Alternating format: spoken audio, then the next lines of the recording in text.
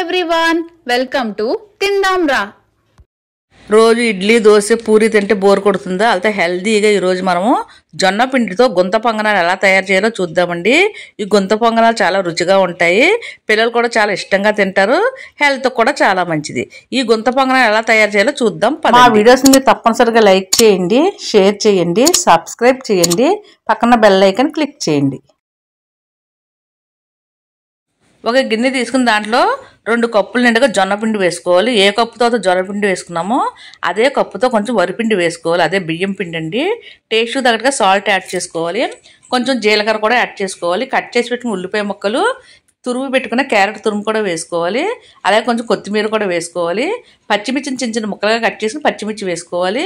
పచ్చిమిర్చి ముక్కలు ఇష్టం లేని వాళ్ళు అయితే పచ్చిమిర్చి మెత్తగా పేస్ట్ చేసి కూడా వేసుకోవచ్చు. ఇవన్నీ బాగా కలిసేలా కలుపుకోవాలి.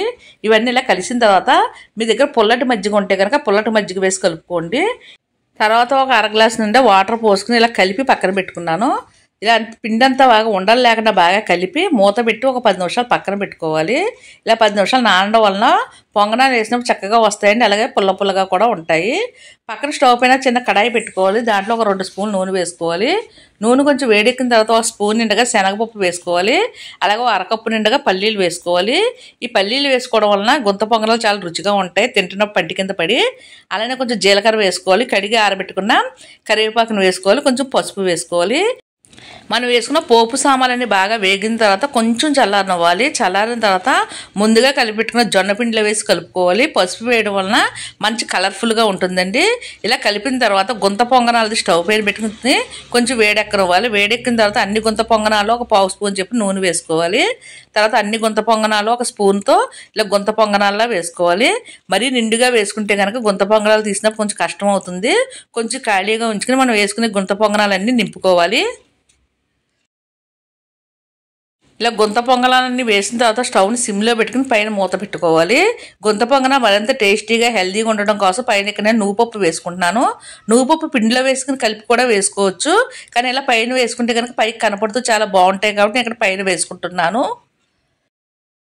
గుంత పొంగనాలన్నీ ఒకవైపు వేగిన తర్వాత ఇలా స్పూన్తో రెండో వైపు తిప్పుకోవాలండి. చాలా బాగా వచ్చాయి చూడండి, చాలా రుచిగా కూడా ఉన్నాయి, పిల్లలు కూడా చాలా ఇష్టంగా తింటారండి. ఒకవైపు వేగిన తర్వాత రెండో వైపు వేయించుకోవాలండి. గుంత పొంగనాలు స్టవ్ని సిమ్లో పెట్టుకుని వేయించుకోవడం వల్ల పిండి చక్కగా ఉడుకుతుందండి. దీంట్లో పల్లీలు వేసుకున్నాం, నువ్వుపప్పు వేసుకున్నాం, హెల్త్ కూడా చాలా మంచిదండి. ఈ గుంత పొంగనాలు తింటున్నప్పుడు పంటి కింద పల్లీలు పడుతూ చాలా రుచిగా ఉంటాయి. ఇలా 2 వైపులో వేగిన తర్వాత సర్వింగ్ ప్లేట్లు వేసుకుని సర్వ్ చేసుకోవాలండి.